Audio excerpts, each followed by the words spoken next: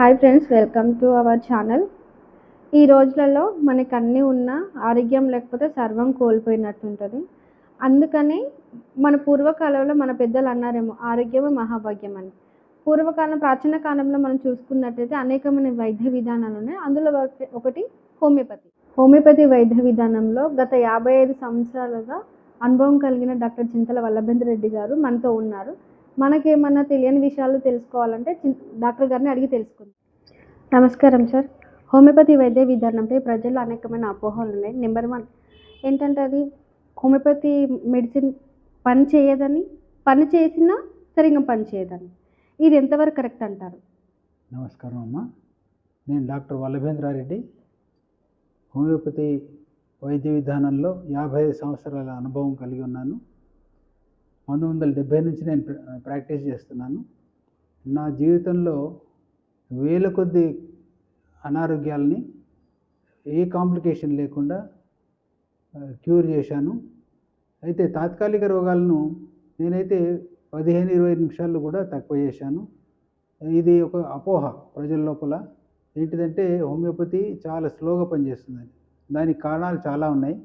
ఒకటి ఏంటిదంటే, ముందు హోమియోపతి ప్రాక్టీస్ చేసేది విలేజ్ స్కూల్ మాస్టర్లు లేదా పోస్ట్ మాస్టర్లు, వాళ్ళందరూ చేసేది. వాళ్లకు లిమిటెడ్ నాలెడ్జ్. అంటే వాళ్ళ వల్లనే హోమియోపతి ఇన్ని రోజులు సర్వైవ్ అయింది. వారికి ధన్యవాదాలు. కానీ వారికి ఏంటిదంటే, ఉన్న లిమిటెడ్ నాలెడ్జ్లో మందును సెలెక్ట్ చేయడం అనేది సరిగ్గా రాక, ఎప్పుడైతే వాళ్ళు ప్రయత్నం చేస్తూ మందులు మార్చినప్పుడు ఏదైతే సరి అయిన మందు పడిందో అప్పుడే ఇమ్మీడియట్గా తగ్గిపోయేది అన్నమాట. అందువల్ల హోమియోపతి వాళ్ళు వాళ్ళ అసమర్థతనో లేకపోతే వారి యొక్క అమాయకత్వాన్నో డైరెక్ట్గా చెప్పుకోలేక ఏం చెప్పేదంటే, హోమియోపతి చాలా స్లోగా పనిచేస్తుందని.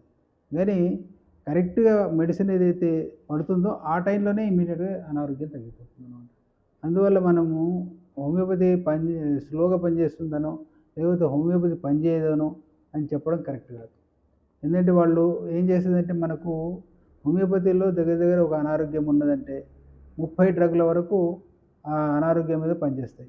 అయితే ఆ అనారోగ్యాన్ని కనుక్కోవాలంటే మనిషి యొక్క ఇండివిజువాలిటీ, అంటే వారి యొక్క మానసిక పరిస్థితి, శారీరక పరిస్థితి, మిగతా అన్ని విషయాలు కనుక్కొని మందు ఇస్తున్నప్పుడే కరెక్ట్గా పనిచేస్తుంది. అది కరెక్ట్గా సూట్ అవుతుంది అన్నమాట. అందుకే ఏమంటారంటే, అన్కామన్, క్యారెక్టరైజింగ్, పెక్యులియర్ సిమ్టమ్స్ అంటారు. ఈ 3 లక్షణాలను మనం ఆ డ్రగ్ లోపల ఇంకా రోగి లోపల మనం కనుక్కొని దానికి సరి అయిన మందు ఇస్తే ఇమ్మీడియట్గా తక్కువ అవుతుంది అన్నమాట. అందువల్ల హోమియోపతి స్లోగా పనిచేయడం కాదు, ఇది చాలా ఇమ్మీడియట్గా పనిచేస్తుంది. తర్వాత పర్మనెంట్గా క్యూర్ అవుతుంది అన్నమాట. ఈ హోమియోపతి వైద్య విధానాన్ని వాడుకలో తీసుకొచ్చింది ఎవరు? అసలు మొదలు కనుగొనింది ఎవరు? ఈ హోమియోపతి వైద్య విధానాన్ని జర్మనీ దేశస్థుడు డాక్టర్ సామ్యుయల్ హానిమన్ అనే వైద్యుడు 1796లో జర్మనీలో కనుగొన్నాడు. అయితే అతను తన జర్మనీలో పుట్టినప్పుడు 10th ఏప్రిల్ 1755లో ఆయన జన్మించాడు. జన్మించిన తర్వాత అతడు చాలా చురుకైన అబ్బాయి. తర్వాత వాళ్ళ నాన్నగారేమో పోర్సిలిన్ ఫ్యాక్టరీలో ఈ కప్పుల మీద పెయింటింగ్ వేసేదనమాట. అయితే చిన్నప్పటి నుంచి కూడా అతనికి కూడా ఆర్ట్ అవి ఇవన్నీ చాలా వచ్చేది.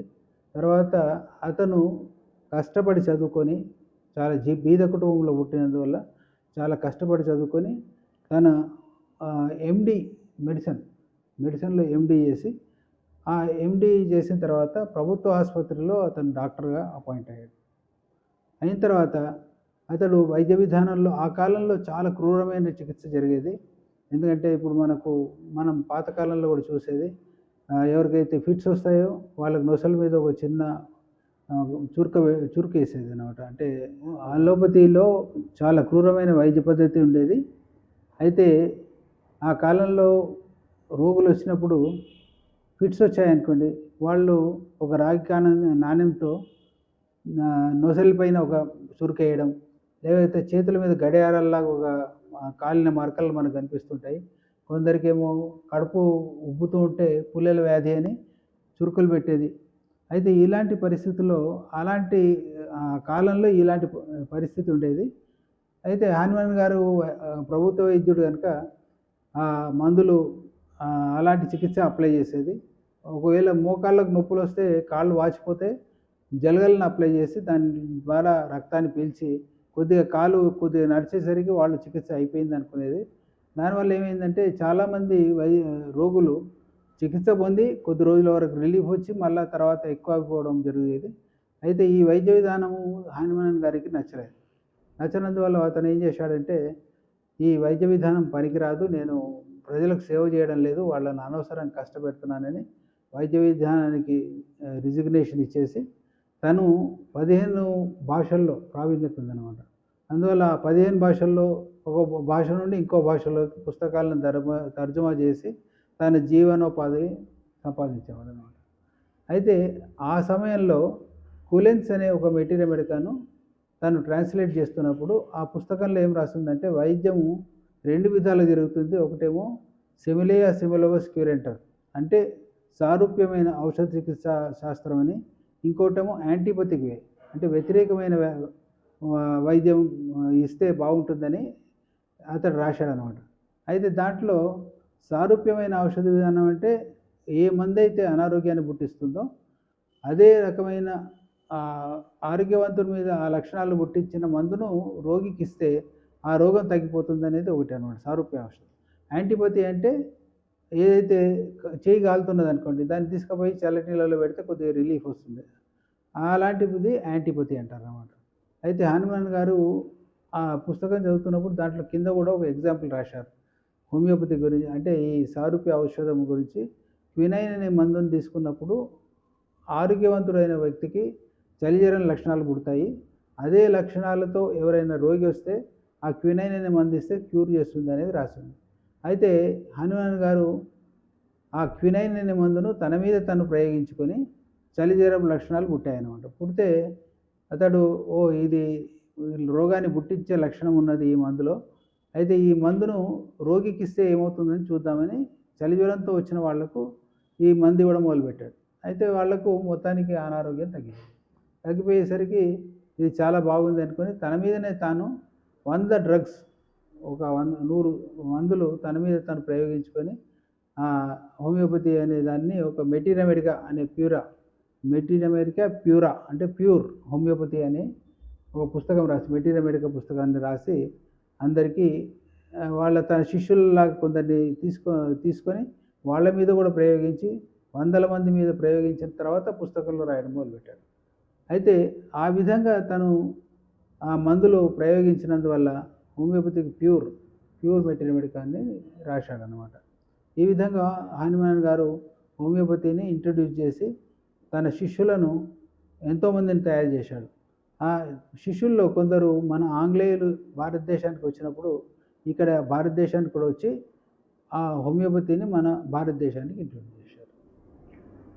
హోమియోపతి వైద్యుల దగ్గరికి ప్రజలు అనారోగ్యంతో వెళ్ళినప్పుడు ఒక డాక్టర్ దగ్గరికి వెళ్ళినప్పుడు త్వరగా అనారోగ్యం అనేది తగ్గిపోతుంది. అదే అనారోగ్యంతో ఇంకో డాక్టర్ దగ్గరికి వెళ్ళిపోతే కొన్ని సంవత్సరాలు పడుతుంది. కారణం ఏమంటారు? అదే గొప్పతనం అన్నమాట. ఎందుకంటే హోమియోపతిలో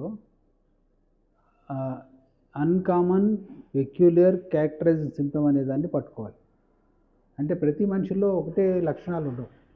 ఒక పేషెంట్కు ఒక లక్షణము చాలా సివియర్గా ఉంటే ఇంకో లక్షణము వేరే విధమైన పెక్యులర్ సిమ్టమ్ ఒకటి యాడ్ అయ్యి ఉంటుంది అన్నమాట. ఫర్ ఎగ్జాంపుల్ టైఫాయిడ్ జ్వరం వచ్చింది. టైఫాయిడ్ జ్వరంలో ఒక పిల్లవాడేమో మగతలో ఉండి నేను ఇంటికి పోతాను అని ఏడుస్తాడు. తను ఇంట్లోనే ఉంటూ కూడా మళ్ళీ ఇంటి గురించి కలవరిస్తుంటాడు. అలాంటప్పుడు ఒక మందు ఉంటుంది. కొందరేమో టైఫాయిడ్ జ్వరంలో మగతలో చీమలు పారుతున్నట్టుగా దాన్ని వెనక పోయి దాన్ని పట్టుకుంటుంటారు, పీకుతూ ఉంటారు, బట్టలను పీకేసుకుంటారు, అది చేస్తుంటారు. కొందరేమో జననాంగాలతో ఆడుకుంటూ ఉంటారు. ఇవన్నిటికి వేరే వేరే లక్షణాలు టైఫాయిడ్లో కనిపిస్తాయి. కానీ వేరే సిస్టంలో ఏంటిదంటే ఒకటే మందు ఇచ్చేస్తారు, టెంపరేచర్ తక్కువ చేస్తారు, తర్వాత దాన్ని క్యూర్ చేసినామని చెప్తారు. బట్ హోమియోపతిలో మానసిక లక్షణాలు ఇంకా వాటిని అన్నిటిని చూసుకొని మందు ఇస్తే మంచిగా పనిచేస్తుంది. వాటిని అంటారు అన్కామన్ పెక్యులర్ క్యారెక్టరైజింగ్ సిమ్టమ్. దాన్ని పట్టుకొని మనం మందిస్తే ఆ మందును బట్టి అనారోగ్యం ఇమ్మీడియట్గా పనిచేస్తుంది. మందులు డ్రగ్స్ సెలెక్షన్ చేయాలంటే ఇంకే విధానాలు ఉన్నాయి? అంటే ఇప్పుడు మామూలుగా మందు సెలెక్షన్ కాకుండా పొటెన్సీ సెలెక్షన్ కూడా చాలా ఇంపార్టెంట్. పొటెన్సీ అంటే 30, 200, 6 తర్వాత 1M, 10M అట్లా అని డిఫరెంట్ పొటెన్సీస్ ఉంటాయి. అయితే రోగి పరిస్థితిని బట్టి మనం పొటెన్సీ కూడా సెలెక్ట్ చేయాలి. ఎందుకంటే కొందరు డాక్టర్లు ఏమనుకుంటారంటే పెద్ద పవర్ ఇచ్చిన మందు ఇస్తే, అంటే హై పవర్లో అంటే 1M, 10M ఇస్తే అనారోగ్యం ఇమీడియట్ తగ్గుతుంది అనుకుంటారు. కానీ దానివల్ల ఒక్కోసారి శరీరం దానివల్ల స్టిమ్యులేట్ అయ్యి రోగము చాలా తీవ్రతకు వస్తుంది. చాలామంది కూడా అంటారు హోమియోపతి ఒక్కోసారి ఎక్కువ చేసి తక్కువ చేస్తుందని. ఎక్కువ చేసి తక్కువ చేసినప్పుడు ఏమిటంటే అది ఎందుకు అట్లా అవుతుందంటే ఆ పొటెన్సీ చాలా హై రేంజ్లో ఇస్తారనమాట. అందువల్ల వాళ్ళకి ఏంటిదంటే రోగ లక్షణాలు తీవ్రత స్థాయికి వెళ్ళి తర్వాత మెల్లగా తగ్గుతాయి. అయితే హోమియోపతిలో పొటెన్సీ సెలెక్షన్ కూడా చాలా ఇంపార్టెంట్. అందువల్లనే అనారోగ్యాలు కొందరి దగ్గర పోగానే తగ్గుతాయి, కొందరి దగ్గరనేమో ఎన్ని రోజులు వాడినా కానీ అదే లక్షణాలతోనే ఉంటారు. వాళ్ళు మందులు మార్చి ఇచ్చేసరికి ఏదైతే కరెక్ట్గా సరిపోయే మందు ఉంటుందో ఆ మందు తగలగానే ఇమీడియట్గా అనారోగ్యం తగ్గుతాయి. వాళ్ళు ఏమంటారంటే హోమియోపతి చాలా స్లోగా పనిచేస్తుందండి, కానీ మంచిగా పనిచేస్తుంది, పర్మనెంట్గా పోతుందని చెప్తారు. హోమియోపతి విధానంలో పర్మనెంట్ సొల్యూషన్ ఉంటుందా, లేకపోతే అప్పటికప్పుడు మాత్రమే తగ్గిపోయి ఉంటుందా? హోమియోపతిలో ఏంటిదంటే అప్పటికప్పుడు తగ్గడానికి మందులు వేరే ఉంటాయి, దాన్ని రాకుండా చేయడానికి వేరే మందులు ఉంటాయి. అంటే యాంటీమయాస్మాటిక్ డ్రగ్స్ ఇవ్వాల్సి వస్తుంది. దీర్ఘవ్యాధుల్లో మనము యాంటీమయాస్మాటిక్ రెమెడీ అనేది ఇవ్వాలి. ఎందుకంటే అక్యూట్ డిసీజ్కు ఇంకొకటి క్రానిక్ డ్రగ్ కూడా ఉంటుంది. ఇప్పుడు మనకు మామూలుగా బెల్లోడోనా అనే మందు ఉంది. అది మందు తాత్కాలికంగా ఉన్న అనారోగ్యానికి మనం ఇవ్వచ్చు. ఆ తాత్కాలిక రోగం మళ్ళీ రాకుండా ఉండడానికని కల్కేరియా కార్బన్ మందు ఇవ్వాలి. అంటే యాంటీమయాస్మాటిక్ డ్రగ్ ఇబ్బంది రోగం సంపూర్ణంగా తగ్గదు.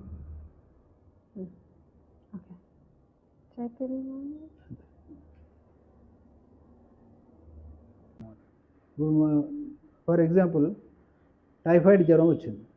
టైఫాయిడ్ జ్వరంలో ఒక పిల్లవాడేమో మగతలో ఉండి నేను ఇంటికి పోతాను అని ఏడుస్తాడు. తను ఇంట్లోనే ఉంటూ కూడా మళ్ళీ ఇంటి గురించి కలవరిస్తుంటాడు. అలాంటప్పుడు ఒక మందు ఉంటుంది. కొందరేమో టైఫాయిడ్ జ్వరంలో మగతలో చీమలు పారుతున్నట్టుగా దాన్ని వెనుక పోయి దాన్ని పట్టుకుంటుంటారు, పీకుతూ ఉంటారు, బట్టలను పీకేసుకుంటున్నారు, అది చేస్తుంటారు. కొందరేమో జననాంగాలతో ఆడుకుంటూ ఉంటారు. ఇవన్నిటికి వేరే వేరే లక్షణాలు టైఫాయిడ్లో కనిపిస్తాయి. కానీ వేరే సిస్టంలో ఏంటిదంటే ఒకటే మందు ఇచ్చేస్తారు, టెంపరేచర్ తక్కువ చేస్తారు, తర్వాత దాన్ని క్యూర్ చేసినామని చెప్తారు. బట్ హోమియోపతిలో మానసిక లక్షణాలు ఇంకా వాటిని అన్నింటిని చూసుకొని మందు ఇస్తే మంచిగా పనిచేస్తుంది. వాటిని అంటారు అన్కామన్ పెక్యులర్ క్యారెక్టరైజ్డ్ సింప్టమ్. దాన్ని పట్టుకొని మనం మందిస్తే ఆ మందును బట్టి అనారోగ్యం ఇమీడియట్గా పనిచేస్తుంది. మందులు డ్రగ్స్ సెలెక్షన్ చేయాలంటే ఇంకే విధానాలు ఉన్నాయి? అంటే ఇప్పుడు మామూలుగా మందు సెలెక్షన్ కాకుండా పొటెన్సీ సెలెక్షన్ కూడా చాలా ఇంపార్టెంట్. పొటెన్సీ అంటే 30, 200, 6 తర్వాత 1M, 10M అట్లా అని డిఫరెంట్ పొటెన్సీస్ ఉంటాయి. అయితే రోగి పరిస్థితిని బట్టి మనం పొటెన్సీ కూడా సెలెక్ట్ చేయాలి. ఎందుకంటే కొందరు డాక్టర్లు ఏమనుకుంటారంటే పెద్ద పవర్ ఇచ్చిన మందు ఇస్తే, అంటే హై పవర్లో అంటే 1M, 10M ఇస్తే అనారోగ్యం ఇమీడియట్ తగ్గుతుంది అనుకుంటారు. కానీ దానివల్ల ఒక్కోసారి శరీరం దానివల్ల స్టిమ్యులేట్ అయ్యి రోగము చాలా తీవ్రతకు వస్తుంది. చాలామంది కూడా అంటారు హోమియోపతి ఒక్కోసారి ఎక్కువ చేసి తక్కువ చేస్తుందని. ఎక్కువ చేసి తక్కువ చేసినప్పుడు ఏమిటంటే అది ఎందుకు అట్లా అవుతుందంటే ఆ పొటెన్సీ చాలా హై రేంజ్లో ఇస్తారనమాట. అందువల్ల వాళ్ళకి ఏంటిదంటే రోగ లక్షణాలు తీవ్రత స్థాయికి వెళ్ళి తర్వాత మెల్లగా తగ్గుతాయి. అయితే హోమియోపతిలో పొటెన్సీ సెలెక్షన్ కూడా చాలా ఇంపార్టెంట్. అందువల్లనే అనారోగ్యాలు కొందరి దగ్గర పోగానే తగ్గుతాయి, కొందరి దగ్గరనేమో ఎన్ని రోజులు వాడినా కానీ అదే లక్షణాలతోనే ఉంటారు. వాళ్ళు మందులు మార్చి ఇచ్చేసరికి ఏదైతే కరెక్ట్గా సరిపోయే మందు ఉంటుందో ఆ మందు తగలగానే ఇమీడియట్గా అనారోగ్యం తగ్గుతాయి. వాళ్ళు ఏమంటారంటే హోమియోపతి చాలా స్లోగా పనిచేస్తుందండి, కానీ మంచిగా పనిచేస్తుంది, పర్మనెంట్గా పోతుందని చెప్తారు. హోమియోపతి విధానంలో పర్మనెంట్ సొల్యూషన్ ఉంటుందా, లేకపోతే అప్పటికప్పుడు మాత్రమే తగ్గిపోయి ఉంటుందా? హోమియోపతిలో ఏంటిదంటే అప్పటికప్పుడు తగ్గడానికి మందులు వేరే ఉంటాయి, దాన్ని రాకుండా చేయడానికి వేరే మందులు ఉంటాయి. అంటే యాంటీమయాస్మాటిక్ డ్రగ్స్ ఇవ్వాల్సి వస్తుంది. దీర్ఘవ్యాధుల్లో మనము యాంటీమయాస్మాటిక్ రెమెడీ అనేది ఇవ్వాలి. ఎందుకంటే అక్యూట్ డిసీజ్కు ఇంకొకటి క్రానిక్ డ్రగ్ కూడా ఉంటుంది. ఇప్పుడు మనకు మామూలుగా బెల్లోడోనా అనే మందు ఉంది. అది మందు తాత్కాలికంగా ఉన్న అనారోగ్యానికి మనం ఇవ్వచ్చు. ఆ తాత్కాలిక రోగం మళ్ళీ రాకుండా ఉండడానికని కల్కేరియా కార్బన్ మందు ఇవ్వాల్సింది. అంటే యాంటీ మయాస్మాటిక్ డ్రగ్ ఇబ్బంది రోగం సంపూర్ణంగా తగ్గదు. సార్ హోమియోపతి వైద్య విధానంలో సైడ్ ఎఫెక్ట్స్ ఏమైనా ఉంటాయా? హోమియోపతి విధానంలో సైడ్ ఎఫెక్ట్స్ అంటూ ఏముండవు. దీర్ఘకాల వ్యాధులకు మామూలుగా దీర్ఘకాలం తీసుకుంటుంది. ఎందుకంటే అనారోగ్యం వచ్చేదానికే చాలా రోజులు పడుతుంది. అనారోగ్యం శరీరంలో పెంపొంది దీర్ఘవ్యాధి అనేది చాలా రోజుల నుంచి వాళ్ళు సఫర్ అవుతుంటారు. అందువల్ల హోమియోపతిలో దీర్ఘవ్యాధులకు చాలా రోజుల వరకు మందు తీసుకోవాల్సి వస్తుంది. ఎందుకంటే ఇప్పుడు మనకు మామూలుగా చర్మవ్యాధి ఉందనుకోండి, ఎగ్జిమా లాంటి చర్మవ్యాధికి మామూలుగా వేరే వైద్య విధానాల్లో పైన ఆయింట్మెంట్లు పెట్టి దాన్ని తక్కువ చేస్తారు. ఆ చర్మవ్యాధి ఏదైతే దాంట్లో నుంచి చిక్కటి ద్రావకం అలాంటిది రావడం ఉంటుంది చర్మంలో, దాని మీద ఆయింట్మెంట్ పెట్టేసరికి ఏమైందంటే అది అక్కడికి సప్రెస్ అయిపోయి లోపలికి వెళ్ళిపోయి లంగ్స్ మీద ఎఫెక్ట్ అయ్యి ఏంటిదంటే ఆస్థమాటిక్ ప్రాబ్లమ్స్ లాగా వస్తుంది అన్నమాట. అయితే ఇప్పుడు మామూలుగా ఏంటిది మనకు ఈ వేళ్ల మధ్యలో గోకుడు వ్యాధి అంటే స్కేబిస్ అనే వ్యాధి వచ్చినప్పుడు ఆ స్కేబిస్ అనే వ్యాధికి మామూలుగా సల్ఫర్ అనే మందు ఇస్తుంటారు అన్నమాట, పైన ఆయింట్మెంట్లు ఇస్తుంటారు. అది ఆయింట్మెంట్ పెట్టగానే ఇమీడియట్గా అది కిడ్నీకి పోయి కిడ్నీలో నెఫ్రైటిస్, అక్యూట్ గ్లామరులర్ నెఫ్రైటిస్ అని ఆ అనారోగ్యం వల్ల పిల్లవాళ్ళు లేవగానే ముఖం వాచిపోయినట్టుగా, కాళ్ళు చేతులు వాచిపోయి, మళ్ళీ మూత్రాంగం కూడా మొత్తం వాచిపోయి అట్లాంటి అనారోగ్యం కనిపిస్తుంది అన్నమాట. అంటే వేరే సిస్టంలో వాళ్ళ మందులు అప్లై చేసినందువల్ల సైడ్ ఎఫెక్ట్స్ ఉంటాయి, కానీ హోమియోపతి వల్ల లోపలున్న అనారోగ్యాన్ని అవతల నుండి రోగాన్ని మొత్తానికి నిరోధిస్తుంది. అందువల్ల సైడ్ ఎఫెక్ట్స్ లేవు.